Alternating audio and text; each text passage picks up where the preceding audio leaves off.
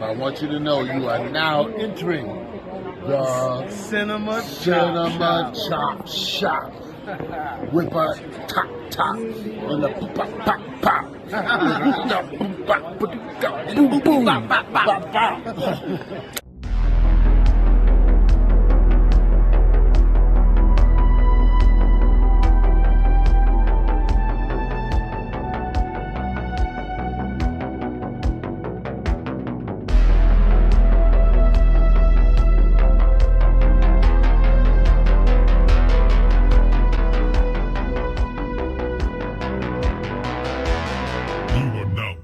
The Cinema Chop Shop. What's going on, everybody? It's Davey from the 80s, and you are now entering the Cinema Chop Shop, so park your ass right there. And while you're there, don't forget to hit the like, the share, the subscribe button. Also, if you check the link below, you'll see a Patreon account. If you click it, you can become a member. All you got to do is try recommend movies and music and trailers for me to react to, so click the damn link. Now, with that being said, I'm here today with a review. But first, let me introduce the homie, Mr.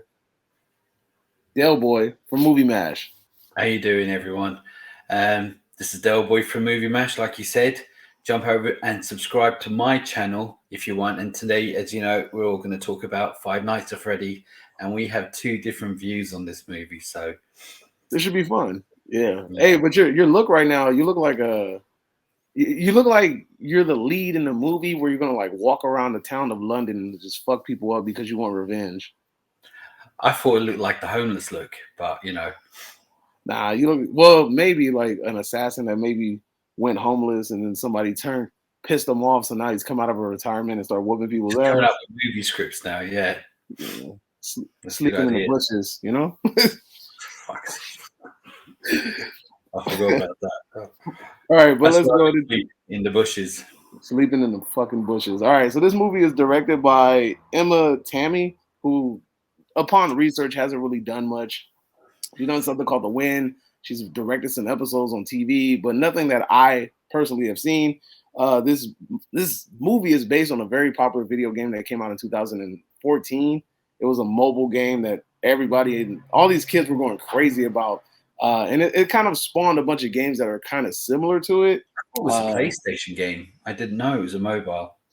I think it started off, if I'm not mistaken, it started off as like a mobile game, or it was like on Steam, like it was a Steam game, and like, which is like PC, but it became super freaking popular, and because of that, gained traction, gained momentum, and now it has like this huge freaking fan base. It's surprising that as popular as this movie was, that it took this long to actually make. I mean, as popular as this game was, it took this long to make a movie. You would think that they would strike when the iron's hot, but this shit has a huge cult following where like people love it. So yeah, so the movie is starring Josh Hutcherson, Elizabeth Lail, Mary Stuart Masterson, and Matthew Lillard. The only name that I recognize on this is Matthew Lillard, and the main guy looked very familiar too. He's from what's that thing with Catching Fire? You know he's in Hunger Games. That's him. Yeah. He was the main guy in Hunger Games. Okay, yeah. I think he was a kid on some other film when he was younger as well. But yeah, as far as Hunger Games is it. That's where I know him from. All right, so quick synopsis of the movie. There's a security guard. Well, there's this guy that's bouncing around from job to job. He's dealing with some trauma that he dealt with as a kid. This has caused his life to be in disarray. He ends up taking care of his baby sister, who has like some sort of psychological situation going on. Mental health issues, I guess, according to them. And the only reason they say this is because she talks to invisible people, right? Like she has no stuff or something. Yeah, they're just saying that because she talks to imaginary friends. Anyway, apparently he's been taking care of her, and he's just going through life trying to take care of himself, take care of her, and then also cope with the traumas that he dealt with in the past. And this leads him to working at Freddy Fazbear's Pizzeria or whatever. And yeah, and then basically the story unfolds from there, where he's basically trying to survive from animatronic creatures. All right. So me personally, I thought the movie was all right. Like I thought the movie was quite enjoyable. Senor Del Boy over here, he does not like the movie. He thought it was not very entertaining. He was not impressed, so on and so forth. But I think one thing that we both can agree on is that the animatronics were amazing. So Jim Henson's crew did a really great job, and I thought it was really cool. Yeah, I thought it was really cool that they really did animatronics and it wasn't CGI. There were some scenes where I was questioning, like, that has to be CGI, you know, Yeah, like I know. Yeah. the cupcake scene really made the cupcake thing really felt like CGI. Don't know if it was, but the animatronics were really cool though. But let's go ahead and let's get into what your thoughts on the movie were. Go ahead. Look, I think that I don't know anything about the game. I know of I the don't game. either. I just knew that was it. I hadn't seen the trailer because I don't watch that many trailers anymore because it give too much away. And with me and you, we've watched movies, we review movies, and the smallest detail on a trailer that other people may not pick up, we do, and it literally gives everything away. So I kind of stay away. But I'm hearing this Five Nights at Freddy is some kind of it's a horror movie. That's what I'm getting. So, everyone, all right. And it dropped, as you know, and I went in to watch a horror movie, and I felt like I watched a kids movie, wanting to be a horror movie. Maybe if I'd gone in with the idea of knowing it was like a Goosebumps type thing, like you said Yeah. earlier, that I might have enjoyed it more. I just found that as a Goosebumps story, it would have been great. But I found that it was inconsistent with story. The acting was over the top and then just too subtle in places. I felt like, apart from the animatronics that you said, that I thought they were great, but just it just was all over the place for me. I felt like in the first half an hour, we see his within the first half an hour we see his dream 5 times. He was falling asleep, and I'm like, all right, I get it. He's having dreams, yeah. At that point, then we have this policewoman who seems to have a lot of time on her hands. Do you know what I mean? Like, she's able to come and play with him in this 5 night. Where is it? The Freddy's Pizzeria. Yeah. She's able to come to his house and sit by the lake and discuss his past. And then she's able to come and join him and his sister having playtime. And I'm like, all right, so there's got to be more to her than this. And I mean, are we talking about spoiler review here or? No, we're trying to keep it non-spoiler. Just All right. So I was thinking there's got to be more to her than this, because if there isn't, her character is just ridiculous. And when I found out towards the end, it still made her character, what she was doing throughout the film, just ridiculous. And the dialogue, all right, with the main character, I felt he was drab, but I have to give him a pass because he had a lot happened and a lot is going on in his life. So I have to give him a pass. Matthew Lillard, when I first saw him in this, when he was, what was he, some kind of agent? Like like a unemployment agent. Like, I forgot what they call him. Like first he was treating the main character as an idiot, and then within a few seconds he was acting like an idiot. He became the idiot, and I was like, what the fuck? Anyway, regardless of that, the inconsistency with the auntie, moaning, and that shit was just dropped later on. That just never. Her character was really her character could have been just like fodder. Like, all that situation could have been dropped, and I was like, we're gonna have she said, we're gonna have a conversation when you get home, and I was like, oh shit, yeah, what's going? Nope, never seen, heard, or mentioned again. I was like, okay, what? Then, as I said, with the lady, the policewoman, she's like, yeah, let's play with her. Don't, if you bring her here again, I'll shoot you in the head. I'm like, huh? What? Yeah. What? All right, it's just crazy. And as I said, the animatronics was good. Now, when the main character met the animatronics for the first time, he didn't seem, what's the word, shocked. He was trying to act shocked for a second, and then that was the end of it. And then, we just moved on from that.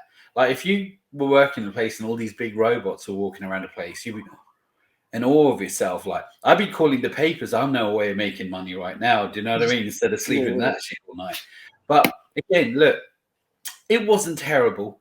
It picked up the second half. I liked it when we see all them and what was going on with them.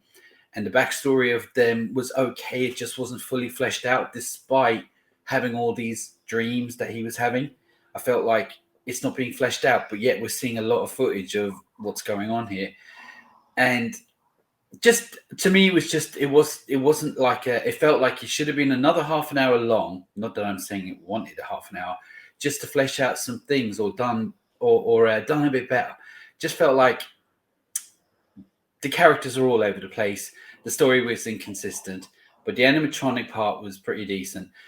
Um, I think, as you said, we spoke earlier on about the blood and gore and stuff like that. I think he Yeah, I could have think that it, but on the other hand, because it's so childlike movie, it's probably safer to go that way because it felt like a kids movie that was trying to be a horror that didn't want to cross the line. You know what I mean? And that's how I like felt. Megan. And Megan, yeah, Megan, but Megan's didn't quite completely feel like a Goosebumps type TV show, if you But get what I look, mean. check it out though. Here's the thing. I think that this movie would benefit from what Megan did. What Megan did was they did the PG-13 version, and then they said, "Hey, there's an unrated version out there that we're going to release later for those of you that like the blood, guts, and everything like that."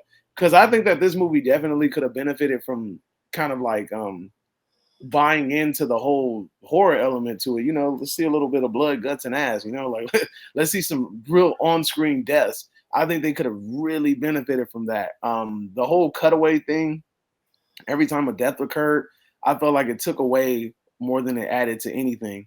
So I do think that they should drop an unrated version if it's available. As far as characters wise, when you're talking about the auntie, completely agree. I feel like her character was like dismissible. Like she didn't really And she really was need to over be. the top as well. Like, it was Yeah, personified. but see, that's the thing though. Like her motives were revealed in the movie. So that's the reason why she was being over the top because there was some sort of financial gain for her. So there's that. There's always that. Because that's a real thing, especially in the United States, No, where I meant people. rather than what she was doing, the way she was acting, the way she was doing. It was like, it Oh, feels she like you're in the wrong movie for this. It just felt like you should have been in a kids' movie, along basically with her like villain. she was trying to sell it a little too hard.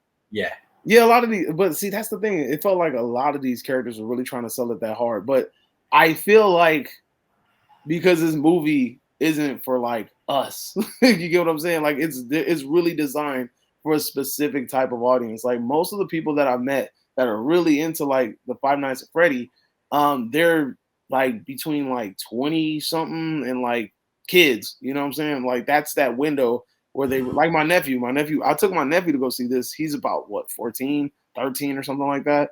And this is something that he grew up with, like really liking.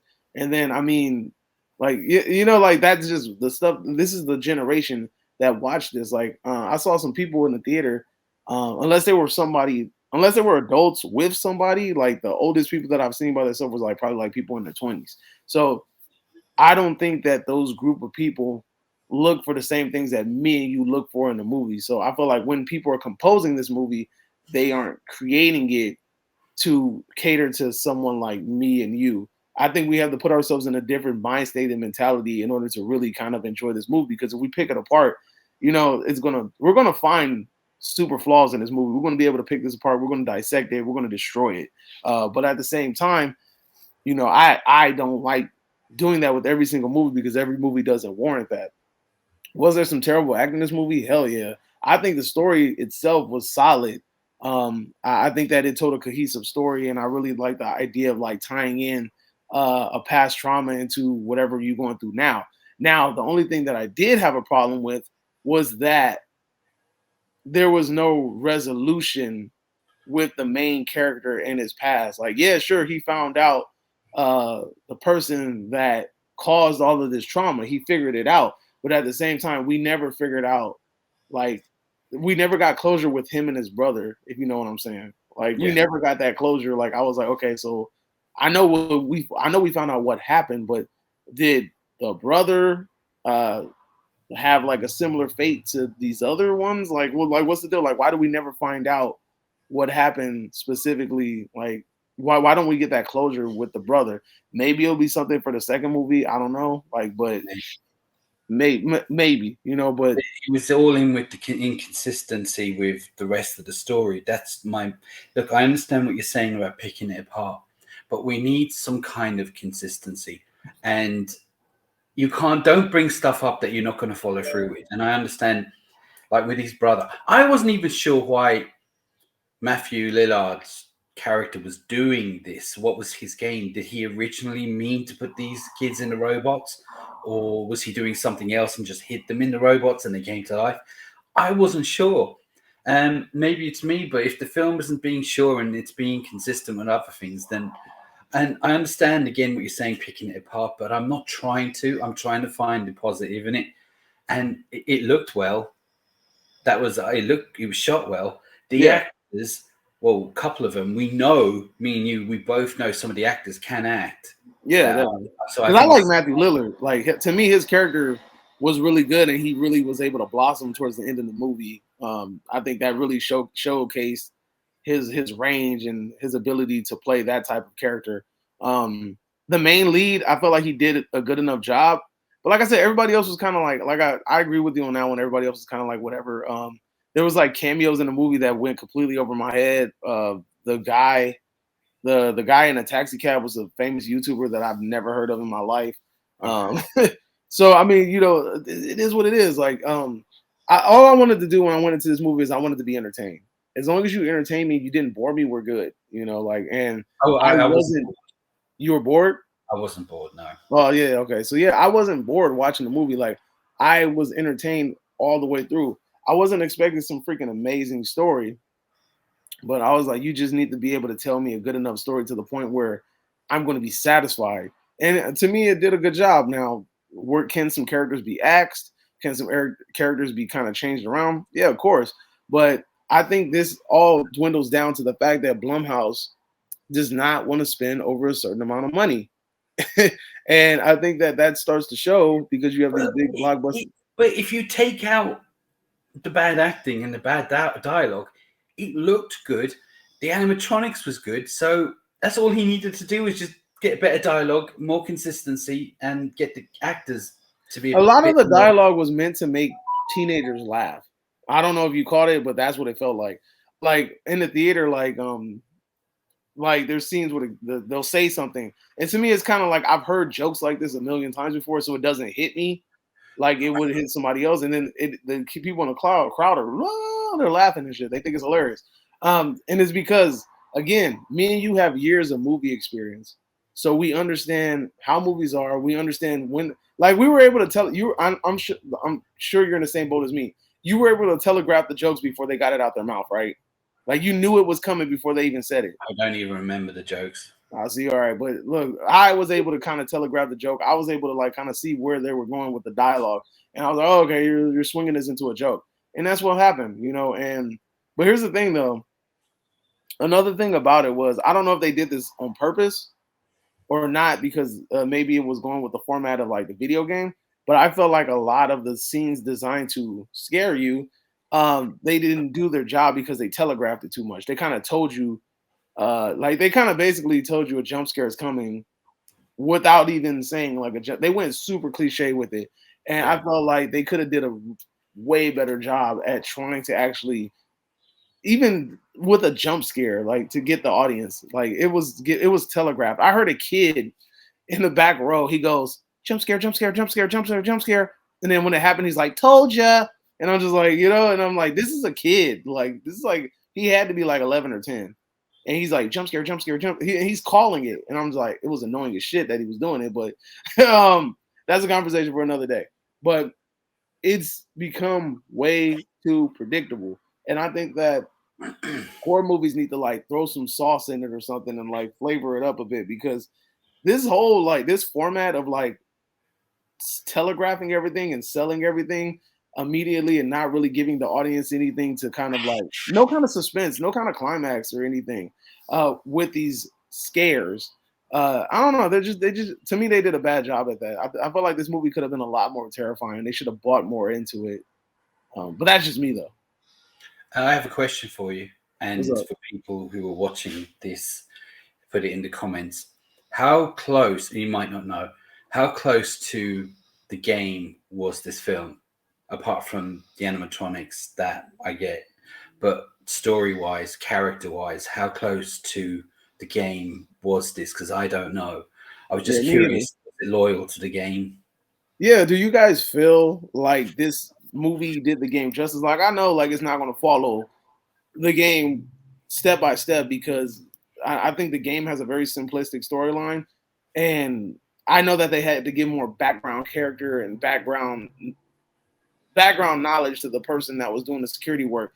I know that that was probably extensive, but overall, do you feel like this movie did the franchise justice? Like, I've been seeing mixed reviews, like from people that consider themselves fans. I've seen people say that it's a dream come true. They were happy to see the favorite thing, like their favorite characters on the screen, big screen, and they were able to enjoy themselves. But then also, I saw some people saying like they dropped the ball. So I want to see in the comment section down below, what do you guys think? Do you think that they dropped the ball on this movie, or do you think that they did a pretty decent job?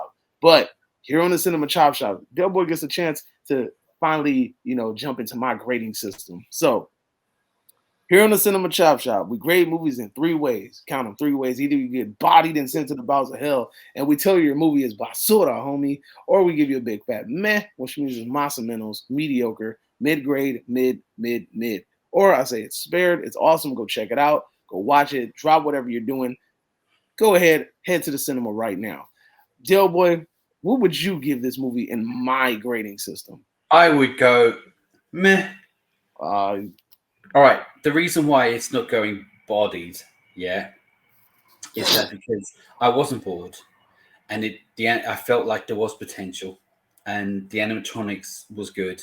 So even despite the inconsistency, I wasn't bored, and that I suppose that means something. So I can't really send it to the what was it of hell, the bowels of hell. the bowels of hell. I can't do that, not just yet. All But yeah, right. And then if I gotta give it a grade, I'm gonna spare this movie. Yeah, to me it's kind of hard sparing movies because I have to have a real good justification for doing it. And me sparing it doesn't ultimately mean that it's a freaking amazing movie. Let me get that out of the way right now. But it is a movie that's going to entertain you. You're going to have fun watching it just as long as you don't try to take it too damn serious. As long as you don't take it too seriously, I think you're really going to enjoy yourself. I think when we overanalyze things, sometimes we take the fun out of shit. But I will agree with you that the overacting kind of killed it in parts. I will agree with you that some of the dialogue was a bit like childish, but at the same time, it's a PG-13 movie, and they're trying to cater towards an audience that's between 18 and freaking 5. So you have this little window of kids and adults that you're trying to target for these movies. I understand that this dialogue is not for me, and this type of movie isn't necessarily for me because I don't play the game. I'm not very familiar with the game, but I know of the game. I'm aware of the game, but I'm not a connoisseur of it like a lot of the people out there. So, any final thoughts before we exit out the cinema chapter? I knew there was problems with the first jump scare. I just want to should have mentioned this. The first jump scare in the movie, as you know, was when he opened up his locker when he went there. The locker, and there was a statue or a toy, and it was the music telling you to jump rather than what was going on. And then when the auntie sent her henchmen to smash the place up, I was like, these guys remind me of the villains in a Home Alone movie, but not the good Home Alone movies, the other ones. Do you know what I mean? It was like, what? But yeah, anyway, look, I'm just again, I'm glad you mentioned that. So upon talking with my nephew who likes this shit, he was telling me that that little thing at the beginning, the little jump scare in the locker, yeah, that's like a little character that pops up in the movie, and then like it was more. It felt now upon listening to what he was saying, it seemed more along the lines of an Easter egg than a real jump scare. So yeah, so that's what I'm saying. I think a lot of the stuff flew over our heads because we're not fans of it.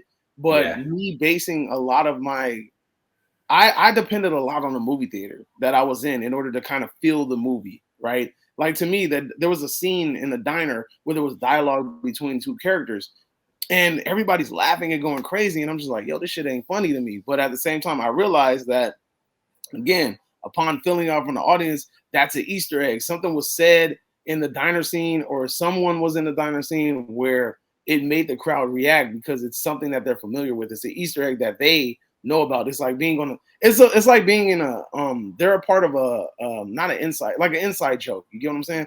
Yeah, that we're on the outside of, because I guess we're just like old and not a touch. But but yeah, like I said, I enjoyed it. I thought it was fun. It's definitely something that I can see, like, you're taking, like, if you want to introduce your kid into horror, there's definitely a stepping stone. This is something that you Yeah. can take them to and go watch it, and you don't have to you don't have to worry too much about it being gory and over the top. So that's I it. would have enjoyed it as a kid. I would have enjoyed it if I was a Oh kid. hell yeah, definitely. If Goosebumps episodes on freaking Fox Kids look like this, I would have been happy as hell. Yeah. But yeah, that's our review. So let us know if you agree or disagree, whatever the case may be. Drop it in the comment section down below. You are now exiting the Cinema Chop Shop. Make sure you subscribe to the homie Del Boy's Movie Matter channel. I'll drop that in the link down below. I'm going to tag him in this video, so all you got to do is click the tag and it takes you straight to his channel. So there's no reason for you to make excuses why you couldn't get there. Just click the link, go there. Subscribe. They will make excuses. They always do. Yeah, it's all right. They'll do it. But if you guys are Five Nights at Freddy fans, go to his YouTube channel and go into his comment section and tell him why the movie was good since he didn't like it. All right, so that's all we got, though. You are now exiting this Cinema Chop Shop. Make sure you guys are having a magnificent day. Adios, homies. Play a game, subscribe now. The choice is yours.